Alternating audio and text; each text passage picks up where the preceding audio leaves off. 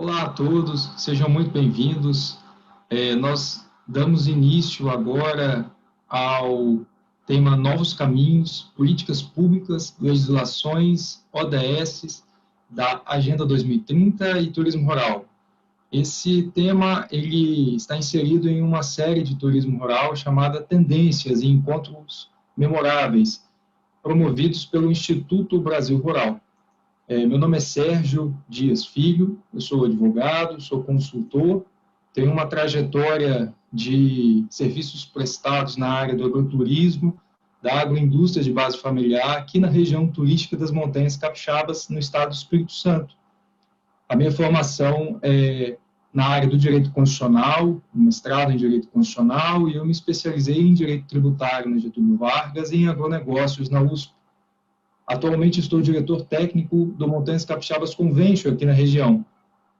Então, quando eu recebi o convite da Andréia para ser o facilitador desse encontro, eu fiquei muito feliz, porque é uma oportunidade de aprendermos com a história, aprendermos com o presente, refletirmos sobre o que o Brasil já passou na área de políticas públicas e legislações pertinentes ao turismo rural e como, com tudo aquilo que nós já passamos, podemos avançar para um 2021 com mais segurança jurídica, para um 2021 com estabilização de expectativas no âmbito das políticas públicas de turismo rural, para que, efetivamente, em 2021, o turismo rural ele passe por uma transformação, no melhor sentido da palavra, e deixe de ser reconhecido como uma atividade secundária, para que efetivamente entre no Plano Nacional de Turismo e seja reconhecido pelo Estado e pela iniciativa privada, por todos os interessados, como uma atividade econômica, social, ambiental, uma atividade que tem repercussões e impactos muito positivos na geração de emprego e renda, e oportunidades para todos. Então, a nossa expectativa aqui é que você se sinta confortável, você que nos assiste. Esse encontro está sendo gravado, ele vai ser exibido na série dos nossos eventos, então seja bem-vindo, seja bem-vinda. Agora eu passo a palavra para a Andréa Roque, que é a nossa anfitriã. Ela vai dar as boas-vindas e nos explicar com detalhes como funcionará o nosso evento. Bom, Sérgio, obrigada Silvio, obrigada Henrique, por estarmos aqui juntos. Os encontros memoráveis, o próprio nome diz para que ele vem.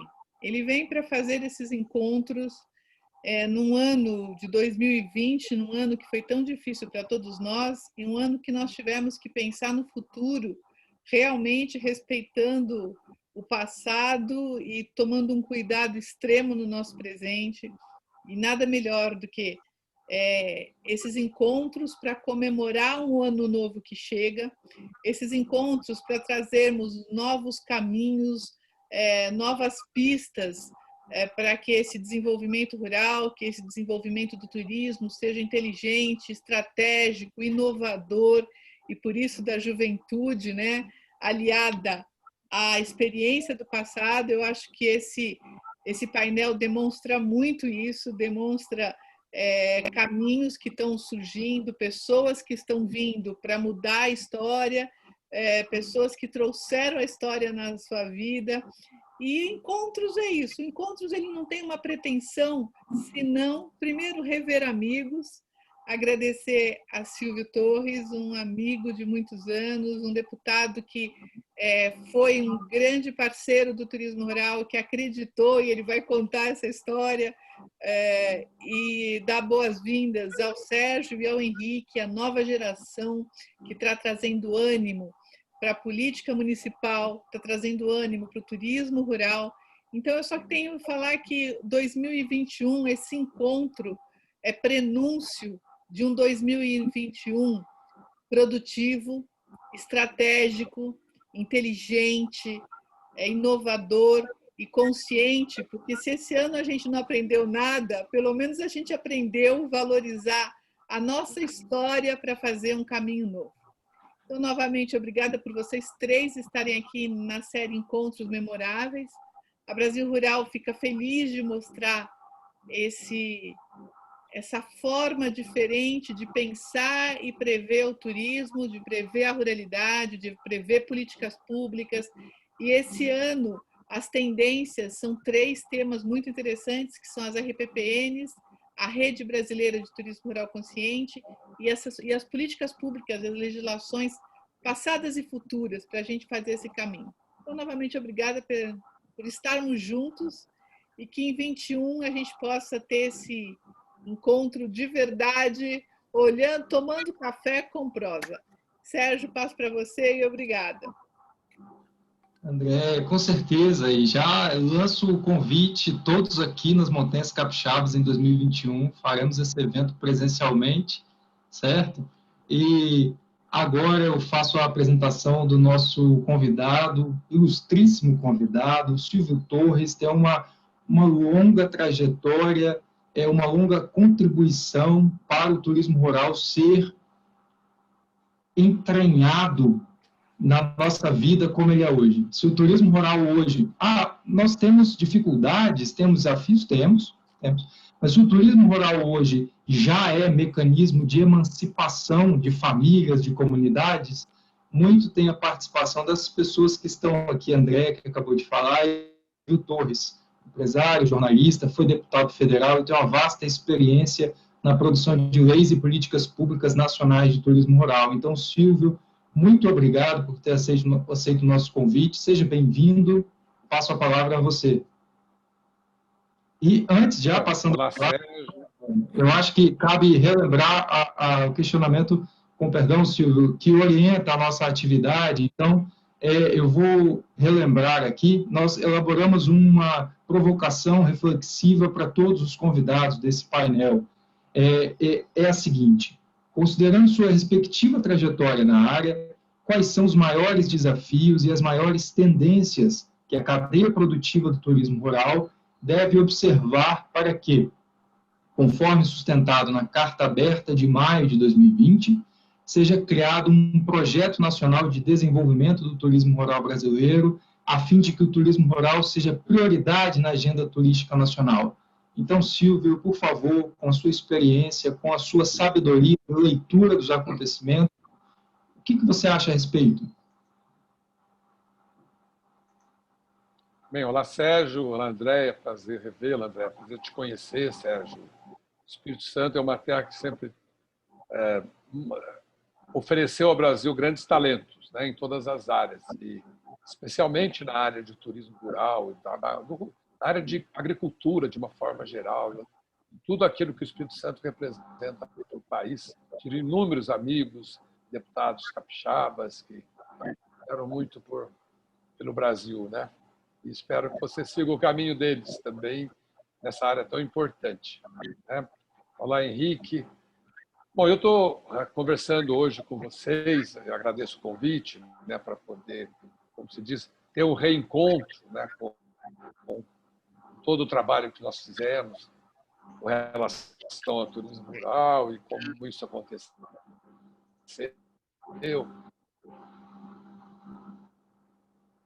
E toda a minha trajetória política, né, prefeito, depois deputado estadual, deputado federal 6 mandatos, e todo esse período eu consegui acumular uma experiência e acumular principalmente uma visão nacional, né, daquilo que o Brasil tem de potencial, o Brasil tem de riqueza, que tem olhando para o futuro. E acho que foi o grande legado de toda a minha trajetória. Eu, em 2018, já não fui mais candidato, eu estava coordenando a campanha do ex-governador Geraldo Alckmin à presidência, eu era um dos coordenadores, e também já não pretendia mais continuar no Congresso Nacional, mas trouxe de lá, com certeza, essa visão e experiência que me permitem, né, continuar olhando para o Brasil e sabendo onde é que o Brasil tem grandes chances de se desenvolver mais e mais rapidamente, a despeito de toda a conjuntura que nós estamos vivendo hoje. Então, só relembrando, eu acabei conhecendo ou me envolvendo mais com o turismo rural através da própria Andrea Roque, que foi quem me procurou em Brasília. Ela era, se me lembro bem, ela era uma espécie de coordenadora, presidente do IDESTUR, que era um Instituto de Desenvolvimento de Turismo, e ela estava com a bandeira do turismo rural, assim, praticamente sozinha, né? Não que outras pessoas não ajudassem, mas ela, lá em Brasília, ela era uma lutadora solitária, uma guerreira solitária, buscando agregar mais soldados, né, na sua luta. E eu, desde logo, eu me identifiquei muito com essa proposta de turismo rural, com essa ideia de desenvolvê-lo, não só pelas minhas raízes, né, de ter nascido no interior do estado, está muito próximo da agricultura, uma região antiga, a minha região de origem, uma região antiga de café, que tem muitas propriedades rurais até hoje. Posteriormente, se desdobrou em essas grandes propriedades do passado, se desdobraram em pequenas propriedades assim, que partiram para outro tipo de cultura, mas se preservou o espírito, né? E toda essa região próxima é uma região aqui do sul de Minas Gerais, onde também o turismo rural tem muito potencial. A minha cidade natal é cortada por um rio, o Rio Pardo, né? E o rio sempre oferece também um ingrediente a mais.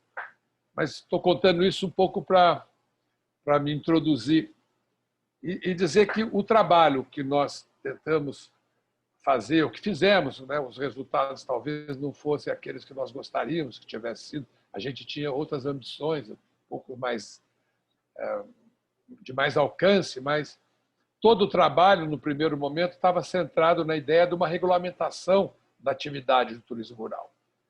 Fazer com que ela passasse a existir, porque ela não existia, ela era uma atividade que já envolvia milhares de empreendedores rurais no Brasil todo, e ela não era reconhecida como tal, e as pessoas faziam o que faziam na pura informalidade, sempre sujeito aos problemas que isso traz, né, com fiscalização, os problemas de conflitos trabalhistas internos. Então, o objetivo inicial era a regulamentação e incluir o turismo rural entre as atividades rurais, que não era, até então, não era. Né? Era uma atividade que era meio mista. Né? Quando você tinha alguma atividade ligada ao turismo rural, numa propriedade, pequena ou grande, o que seja, ela era regulada por uma legislação rural. Aí, aliás, por uma regulação urbana, ao contrário da atividade regular, que era a atividade rural. Então, você tinha a mesma pessoa em duas atividades e sem saber, né, a qual delas ela efetivamente pertencia. Isso trazia muitos problemas, as pessoas aos poucos foram se desincentivando, né, ou tendo que fazer as coisas muito improvisadas. E isso impediu, né, durante muito tempo, que o turismo rural se desenvolvesse mais, que ele se tornasse uma atividade atrativa, uma atividade que desse retorno e também se incorporassem às atividades todas que são possíveis de se realizarem na área rural. E essa luta foi uma luta de muito tempo, né? Passava em Brasília, para quem conhece um pouco, sabe que nada tramita sem dificuldades. Não existe. A melhor ideia do mundo demora 3, 4, 5 anos para acontecer lá, porque você pega um país de tantas complexidades e se coloca num Congresso Nacional. Tem gente que pensa das mais variadas maneiras, que vem das mais variadas origens. Aí você tem que confrontar isso com o Executivo, com a Receita Federal. Então, a nossa luta foi assim, muito intensa. A Andrea cumpriu muito bem a função dela de fazer um lobby, fazer todo o seu esforço junto ao Ministério da Agricultura, ao Ministério de Turismo. Internamente, eu consegui ajudar não só na elaboração do projeto de lei, discutido com os especialistas da Câmara Federal, como também fazer o convencimento em cada comissão, né, sobre a importância de um projeto desse. O Brasil tem muitas demandas, né, tem muitos problemas urgentes. Então, você tem que sensibilizar os congressistas e toda a máquina para mostrar que o turismo rural ele é urgente, ele pode ser muito, ele poderia ser, como está sendo sempre, foi uma contribuição muito importante na economia do Brasil, né? E, além do que, agrega, como todos nós sabemos, as várias facetas, né, que existem na área, que é a questão do meio ambiente, a questão da cultura, a questão até religiosa, né, tudo isso carecia de um mínimo de regulamentação. Então, foi assim, como eu repito, uma luta quase que toda semana, acompanhar nas comissões, convencer aqui, convencer ali, muita dificuldade com o Ministério do Trabalho, com o Ministério, com a Receita Federal também, que tinha uma atividade que não pagava nenhum imposto e que, se legalizada, poderia passar a contribuir. Não, mas eles achavam que poderia ser uma válvula de escape para desvio de impostos, né? Então, essa visão muito tecnocrata e burocrata que tem em Brasília impedia que as pessoas responsáveis por isso tivessem, né, um pouco mais de sensibilidade. E, como eu disse, foi uma caminhada, né, com muito esforço, muita determinação. Eu não posso deixar de mencionar sempre a Andréia, porque sem ela eu acho que jamais sairia. Eu me considero apenas um instrumento, né, para chegar onde nós chegamos. E depois de toda essa luta, o que conseguiu se avançar foi incluir a atividade de turismo rural como uma atividade rural e, com isso, permitir que houvesse o mesmo tratamento, digamos assim, previdenciário, de encargos, tal, para aquela pessoa que estivesse executando as duas tarefas, né? Num tempo ele é um trabalhador rural, no outro ele é um trabalhador do turismo rural. Essa era a grande questão. Fora isso, né, nós tínhamos também uma expectativa de que o turismo rural ele fosse beneficiado por tantos incentivos que outras atividades têm, e o turismo rural, ao contrário, né, tinha dificuldades de incentivos. O interessante é que todos os parlamentares com os quais a gente conversava tinham assim, a visão é verdade, no meu estado é isso, no meu estado é aquilo, no meu município, mas não se envolviam. É uma coisa, poucos se envolviam. Porque, como eu disse, são tantos problemas, as questões, que talvez para eles fosse alguma coisa que, né, não acrescentasse muito, né? Até talvez não acrescentasse muitos votos mesmo, também, porque era uma atividade bem pulverizada, não era assim um reduto, né? Não era a atividade de turismo rural me dá voto, então não era bem isso, né? Ela era uma proposta que daria uma dimensão à proposta, à política, e não uma coisa que individualmente pudesse favorecer esse ou aquele parlamentar. E a minha adesão foi porque eu acreditei, né? Acreditei bastante na proposta, no projeto, como acreditei na Andréia, no pessoal que acompanhava. E por isso eu fiquei feliz quando, apesar, né, de tudo, a gente conseguiu um mínimo de regulamentação. Mas é uma luta que já faz, não sei, talvez 8 anos, né, Andréia? Nem me lembro mais quantos anos foi que a gente... 8 ou mais. Mas que ela não conseguiu andar para frente. Sabe, não progrediu como a gente gostaria que tivesse progredido. Porque Brasília também entrou num período de muita turbulência, né? A gente sabe o que aconteceu de 2013 em diante, 2014. praticamente tudo ficou girando em torno de problemas maiores, né, que que todo mundo conhece, né, toda a questão dos escândalos de corrupção, impeachment, depois, na sequência, o Brasil tendo que passar por uma forte recessão que abalou todas as estruturas, e até que veio um novo governo que parecia que podia dar alguma estabilidade, e foi colhido, como todos nós, pela pandemia, né? E, independentemente do que ele tenha feito ou não, mas a pandemia passou a ser assim, a causa ou né, a justificativa para tudo que não conseguiu prosperar. Então, da minha análise, da minha experiência, eu vejo que, até pela carta que vocês apresentaram em maio, quando a pandemia, é bom lembrar, a pandemia ainda não estava, não havia uma visão de término dela, quando que teria uma solução. Ela era bem ambiciosa, né, no sentido de finalmente ter um plano de desenvolvimento do turismo rural e inclui todas aquelas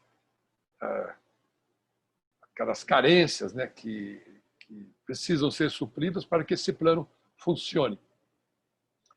E também, até hoje, pelo que eu soube, não houve até sequer uma resposta sobre o documento enviado, né, ao Ministério de Turismo, né, que foi provavelmente também colhido por todas as consequências da pandemia no turismo, né, mundial, brasileiro. A atividade praticamente se desmanchou, né, a atividade econômica em si do turismo. Mas o turismo rural, ao contrário, né, de muitas outras, apareceu como uma solução nesse período. Uma solução pelos fatores que acho que já são conhecidos. O Brasil, como todos os países, a pandemia instaurou um clima diferente, né, na vida da sociedade, que fez com que as pessoas começassem a se voltar para dentro, né, para seus próprios lares, suas próprias cidades, suas regiões, seu próprio país.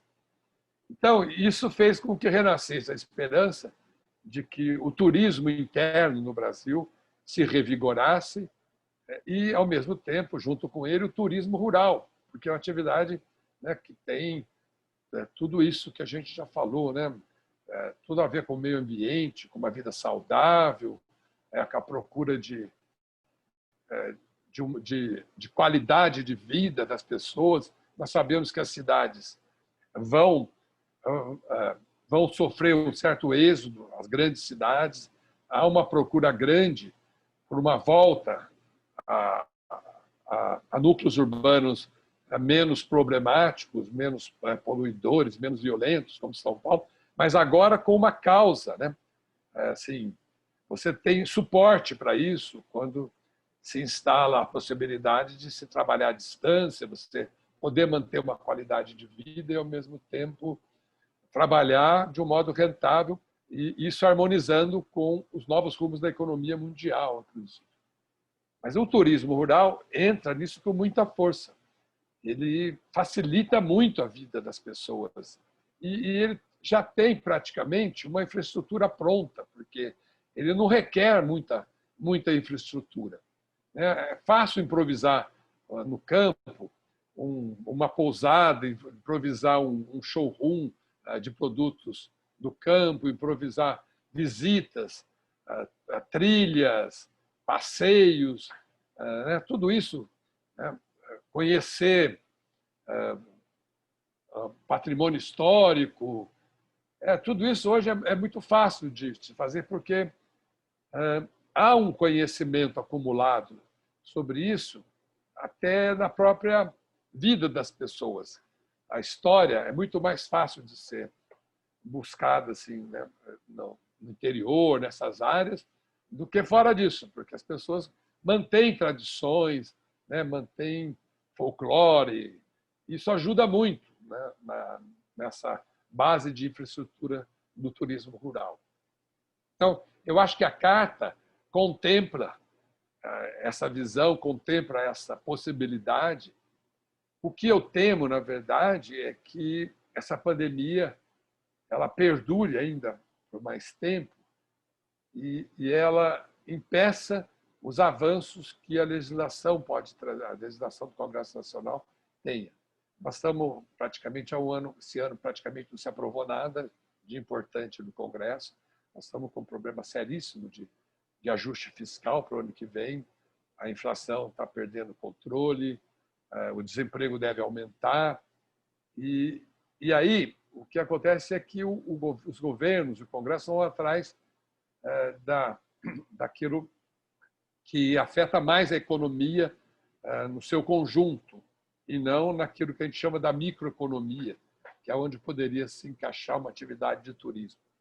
Por mais contraditório que pareça, porque o turismo é uma fonte de geradora de empregos assim inesgotável, né? É fácil de você qualificar a mão de obra e ela é muito abundante e, ao mesmo tempo, ela é muito acessível. Então, você teria já isso de facilidade. Com isso, você ocuparia muita gente que perde emprego, que perdeu emprego, dada toda a conjuntura que nós estamos vivendo, né, na toda a área, na indústria, no serviço, no comércio. Então, os empreendedores rurais deveriam merecer o mesmo incentivo que estão dando à indústria, que estão dando a outras áreas, os empreendedores rurais do turismo rural, porque eles rapidamente dariam uma resposta. O turismo rural rapidamente daria uma resposta por tudo isso que eu falei e mais alguma coisa. Então, a minha visão, Sérgio, é que se insista nessa agenda. Mudou um pouco, foi em maio, eu acho que agora, na retomada dos trabalhos, possa ter quem leve isso ao Ministério com mais empenho, né? E arranjar parceiros no Congresso Nacional, que imagino que exista, mas a questão é como você encontrá-los e como fazer com que isso prospere. Nós estamos... O ano que vem é um ano pré-eleitoral, digamos assim, né? Infelizmente, o Brasil acaba de sair uma eleição, já tem outra, já ditando a agenda do país, mas até por isso talvez seja, essa é a minha visão, seja o momento de procurar parlamentares que tenham algum interesse, que possam ver no turismo rural essa possibilidade de dar a eles uma consistência política maior, né? E, com isso, valorizar as suas próprias carreiras e, assim, se apresentarem com credenciais, que serão muito importantes, dado o fato que hoje, nas eleições, você se utiliza demais das redes sociais para poder fazer chegar o seu trabalho e, com isso, eu acho que eles poderiam ter uma facilidade de relacionamento com todo o setor. Acho que eu já até passei meu tempo, mas... Não, perfeito. Eu só queria completar para dizer que eu tenho a visão de que o turismo rural, assim como as atividades em geral, vão ser cada vez mais municipais. As leis que regerão e os incentivos, os estímulos, dependerão cada vez mais dos municípios e dos governos estaduais, no máximo. Basta que a gente consiga do governo federal o mínimo de regulamentação. E eu estou bastante interessado em acompanhar isso. E eu quero, até porque agora eu deixei a política, mas o Henrique Torres, que é meu filho, vai se iniciar como vereador, agora aqui em São José do Rio Pardo. E ele tem muito entusiasmo também com toda a área do turismo, especialmente com o turismo rural. E por isso, eu já meio que introduzo ele, né? Faço não o meu sucessor, mas um continuador dessa história aqui no local. Perfeito, Silvio. Muito obrigado, Silvio, pela sua contribuição. A sua fala é interessantíssima, porque é indissociável o nosso tema do que acontece hoje, agora, nesse momento aqui. A gente não sabe quando esse vídeo vai ficar disponível, até quando, né? Então, pode ser que daqui a 5 anos alguém esteja vendo esse vídeo no YouTube e queira pesquisar o que aconteceu durante a pandemia. Então, durante a pandemia, muita coisa... há intelectuais que discutem se haverá uma mudança efetiva na forma de organização da sociedade, economia e política, mas o fato é que, pelo menos, houve uma atenção maior para refletir, a necessidade de refletirmos do que significa o padrão de felicidade, não é? Se o padrão de felicidade e de sucesso convencionalmente significa ter coisas, ou seja, como se ele estivesse apenas restrito no consumo. E as pessoas impedidas de consumir no mesmo volume, meio que foram forçadas a acelerar essa compreensão que outros países já aceleraram, né? Tiveram experiências nesse sentido. Então, paralelamente a essa, que está sendo estudada no âmbito da sociologia, da antropologia ainda, né? As coisas ficaram mais frias com o tempo e terão maior isenção racional, assim, científica, para entender, mas há alguns apontamentos nesse sentido. E, paralelamente a isso, a nossa trajetória federativa, não é, tende, porque éramos um Estado unitário e depois houve as divisões, não é? E, diferentemente de outros países que têm trajetórias diferentes, nós, aqui no Brasil, tendemos a concentrar, a Constituição da República tende a concentrar competências constitucionais em larga escala na União Federal. Então, há esse anseio, essa expectativa que as soluções venham da União. E esse anseio é correto em relação às competências constitucionais que a União Federal tem, né? Agora, o Silvio nos traz aqui a relevância dos municípios e dos estados para o turismo rural. Então, assim, nós vemos como essas políticas públicas de incentivo, nós travamos aqui, Silvio, você mencionou a estruturação do turismo rural, então hoje nós podemos nos questionar, por exemplo, aqui em Domingos Martins, onde eu falo, o agroturismo é forte, aqui pertinho, a Venda Nova do Migrante, a capital nacional do agroturismo, por que alguns empreendedores familiares do agroturismo não conseguiram acesso aos fundos de financiamento, não é? De recuperação, de manutenção de empregos. Por que isso? Porque nós precisamos avançar, porque talvez falte um conhecimento apurado do que acontece nos estados e municípios, né? Da contribuição para as comunidades, e às vezes usando o termo comunidade parece uma importância menor em repercussão nacional, como você diz, né, Silvio? Votos e tal. Mas os parlamentares que buscam reeleição, eles agora, né, nas próximas eleições, os parlamentares estaduais, federais, vão compreender a importância disso, porque, como você bem disse, Silvio, é nos municípios e é nos estados que acontece essa política palpável de recuperação de renda, de manutenção de emprego. Então, agora nós passamos a palavra para o Henrique, que já foi meio que introduzido por seu pai, Silvio, Henrique Torres, que é uma honra recebê-lo também, acabou de ser eleito vereador, já tem uma trajetória como secretário de turismo. Então, Henrique, esse mesmo questionamento, os desafios para a construção de um projeto nacional de desenvolvimento do turismo rural, em sua opinião, em nível municipal, dada a sua experiência como secretário de turismo, e os seus desafios agora como vereador. O que você pensa a respeito disso, Henrique? Seja muito bem-vindo. Obrigado, André, pelo convite, obrigado, Sérgio, pela apresentação, obrigado ao meu pai aí pela introdução aí, já colocando um fardo nas minhas costas para tentar prosseguir aí com a carreira, mas vamos lá, vamos falar de turismo, que é mais o foco da conversa.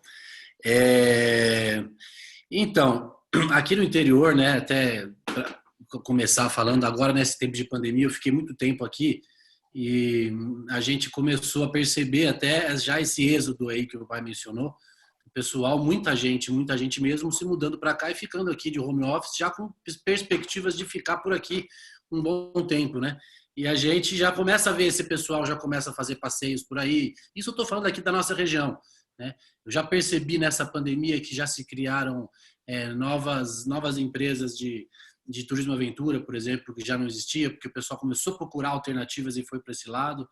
A própria estruturação do pessoal que já recebia as pessoas começou a ficar melhor aqui. Aqui a gente tem pessoal que recebe gente, tem produtor de queijo que recebe gente, tem produtor de hortaliça que recebe gente já. Foi inaugurado um restaurante aqui, numa vinícola aqui numa cidade vizinha. A gente percebe que a estrutura já está acontecendo. E acho que com essa onda toda do pessoal se mudar para o interior, eu acho que vai começar a ficar mais evidente. E a gente assim, não pode deixar isso passar em branco. A gente tem que olhar e aproveitar e ir estruturando.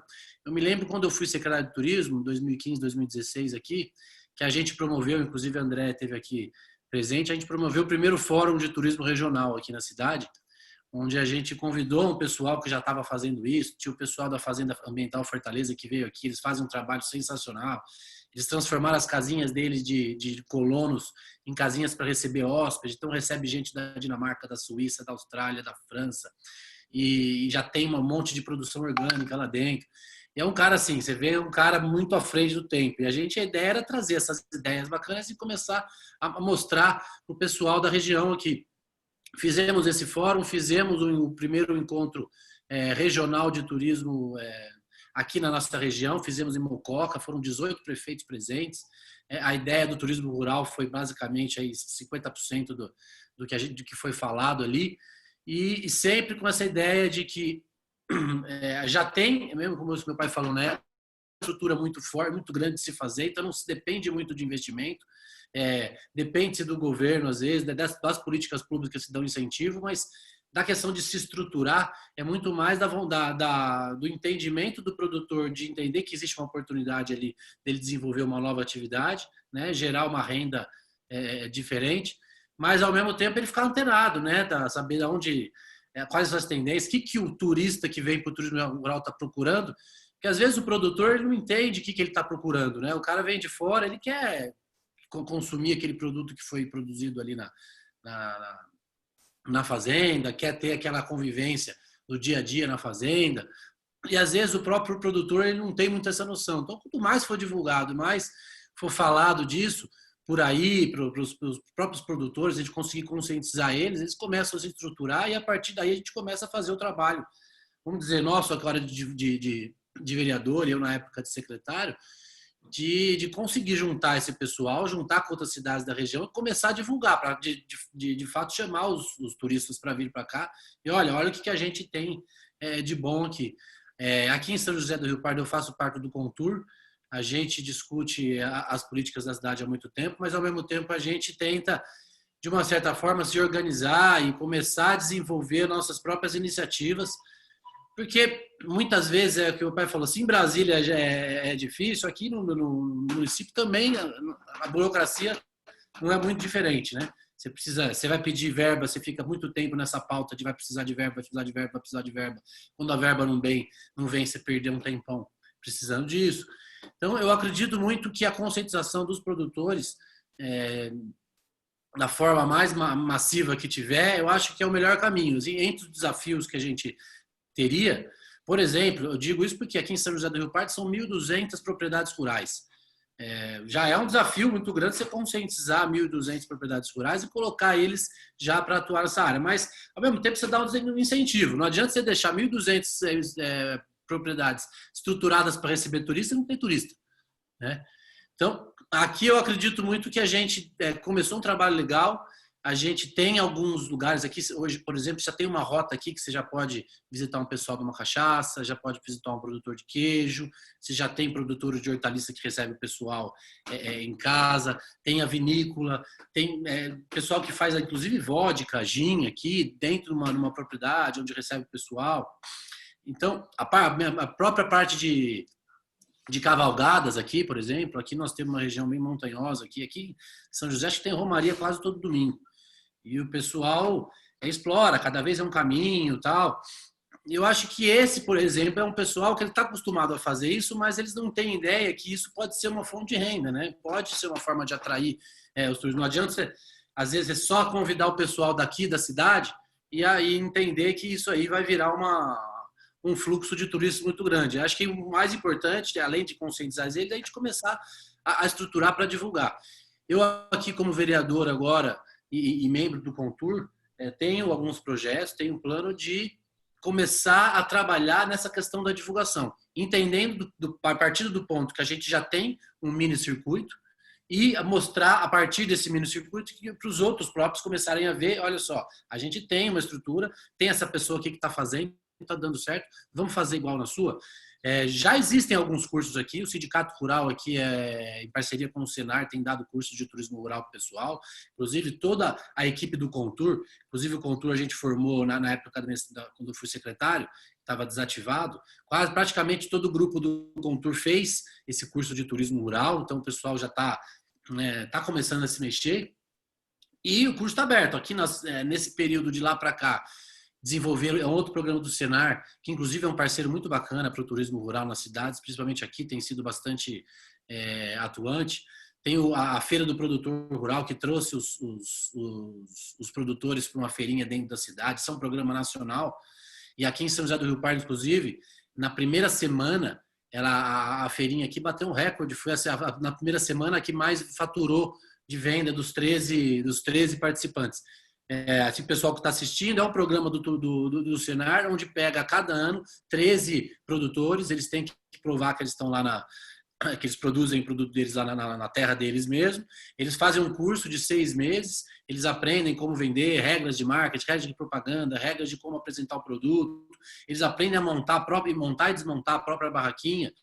E hoje já são 40 e poucos já, né? São 3 anos que eles fizeram essa seletiva.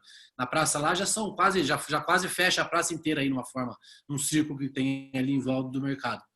E o Senar faz curso aqui de embutidos, faz esses cursos de turismo rural, faz a feirinha. Então é um parceiro que tem ajudado bastante. Eu acho que a gente ajudando a divulgar esses trabalhos que eles fazem, pegando o pessoal que já está estruturado e começar a mostrar que eles têm resultados, eu acho que é um caminho. Da minha parte aqui, eu entendo a gente fazendo toda essa parte e a gente começar a divulgar para onde estão os turistas, né? A maioria dos turistas que a gente recebe aqui são regionais, né? São das cidades vizinhas, mas eu acredito que a gente tem que fazer uma propaganda não só aqui em volta, mas também para fora. Eu acho que a gente tem que fazer uma propaganda em volta, mas a gente tem que se juntar com as outras cidades da região, com os outros produtores, pessoal que pode receber, para que a gente tenha uma oferta mais ampla, né? Às vezes o cara vem para cá, mas ele não quer vir só aqui, ele tem as cidades vizinhas, tem Mococa, tem São Sebastião da Grama, Tapiratiba, Casa Branca. Se a gente pegar todo o roteiro, tem muita coisa interessante que eles podem fazer essa visita. Então, acho que é saber se estruturar legal aqui, de forma regional até, e começar a divulgar para começar a ver resultado, porque senão realmente o pessoal desanima, né? A gente fala muita coisa, é muito legal, muito bonito e tal, mas depois não vem turista e o cara já começa a partir para outra, porque as contas chegam todo mês e o pessoal começa a correr atrás. Então, eu acho que os desafios maiores são esses. Aqui a gente hoje estava estruturado como um consórcio regional. Na época, até que a Andréa teve aqui, era o Circuito Café com Leite, eram 16 municípios. Aí tinha também um circuito que era metade Minas, metade São Paulo, também chamavam de Café com Leite. Acho que eles incluíram isso. Depois alguém está com o microfone ligado aí, e acho que está dando um eco aqui. Se puder desligar o aí. E depois a gente foi transferido, depois acho que o Estado, a Secretaria de Turismo do Estado, fez uma reestruturação nesses consórcios. O nosso consórcio tinha 16 municípios, caiu para 4. A gente foi para Casa Branca, Tapiratiba, Grama e São José do Rio Pardo, não, Caconde e São José do Rio Pardo. Depois agora já fizeram outro, né, chama Vales do Rio Pardo. Agora já transformaram em outro, 2 anos depois. A gente precisa reestruturar de novo, nós estamos em 12 municípios agora. Agora acredito que nós estamos no circuito Serras e Cafés, que de uma certa forma tem a ver mais com a questão do turismo rural, mas é um desafio novo. Essa foi uma informação que chegou para a gente recentemente aí. Eu estava me acostumando com a ideia de trabalhar com 4 cidades, que eu acho um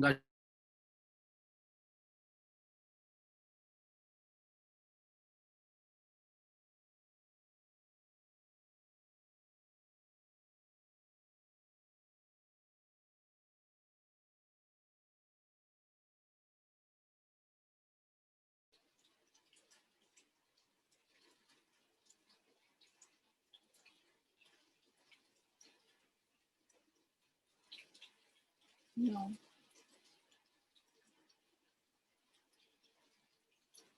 Bom, eu acho que travou a internet do Henrique. Travou, né? Uhum. Bom, de qualquer forma, Sérgio. André, o Henrique falava numa perspectiva muito interessante sobre a importância dos conselhos municipais de turismo, não é? Então, aí cada município a sua estrutura interna, democrática, com legitimidade, representatividade, com possibilidade da criação dos fundos municipais de turismo, não é? E também da regionalização. Henrique, retornou? Acabou a bateria do computador, eu entrei no celular direto.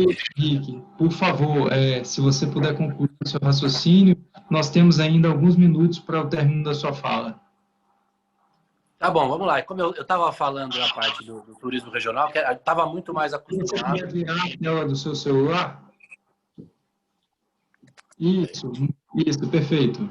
Obrigado. Agora, como eu estava dizendo, eu estava mais acostumado com a ideia de trabalhar regionalmente com quatro municípios. O engajamento é mais fácil. A gente teve uma dificuldade da outra vez de que a gente conseguir articular com 18 municípios. Realmente é uma coisa mais difícil. Você tem que travar agenda, você tem que interesses, são muito mais interesses para você conseguir colocar tudo dentro da mesma página.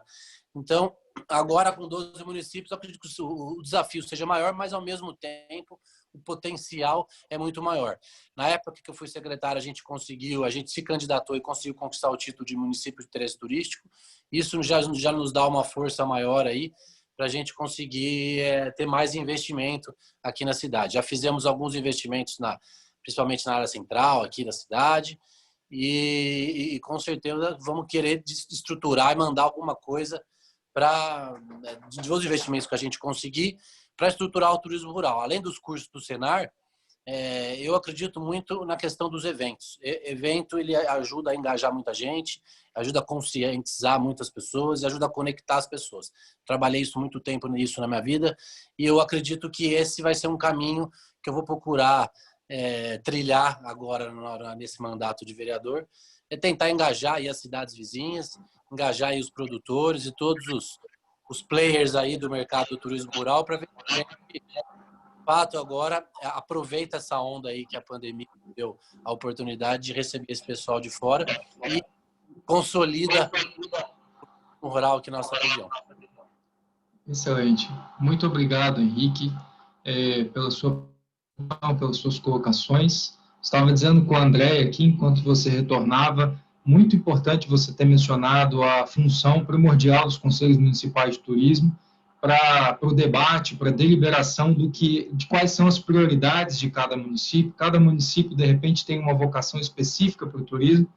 Eu digo isso porque aqui também, assim, nas Montanhas Capixabas, há um trabalho muito forte feito pelo Convention aqui para fortalecer os conselhos municipais de turismo, para que cada município tenha voz, cada comunidade tenha voz nos rumos do turismo e que a gente consiga ter uma compreensão regional, não é? Você falou do desafio aí de lidar com 12 municípios, né, Henrique? Então, é importante que, às vezes, os municípios vizinhos, pouco adianta, talvez, uma política muito bem sucedida em um município, 2 municípios, 3 municípios, mas se outros municípios trazem fluxos desordenados ou não há preocupação com saneamento básico, não há preocupação com o meio ambiente, o impacto é para todos os municípios, a gente vê isso aí até nos centros urbanos mesmo, né? Então, Henrique, a sua fala é muito importante, eu agradeço aqui a sua participação, a participação do Silvio. Eu devolvo a palavra para a Andréa Roque para ela fazer as últimas considerações e assim nós vamos para os encaminhamentos finais do nosso dia de conversas entre amigos, encontros memoráveis. Andréa, passo a palavra para você. Bom, o nome é ótimo, né? Encontro memorável, um café entre amigos no virtual. Novamente, só agradecer, dizer para vocês que é um prazer acabar o ano com esse bate-papo, que a gente comece o próximo ano pensando nessa perspectiva, desejar a todos um bom fim de ano, desejar a todos uma santa festa em família, em paz, e ainda muito cuidado, porque estamos ainda num momento que merece cuidado. Tá bom? É isso, obrigada. Bom ver todos. Obrigado, pessoal. Até a próxima. Um abraço.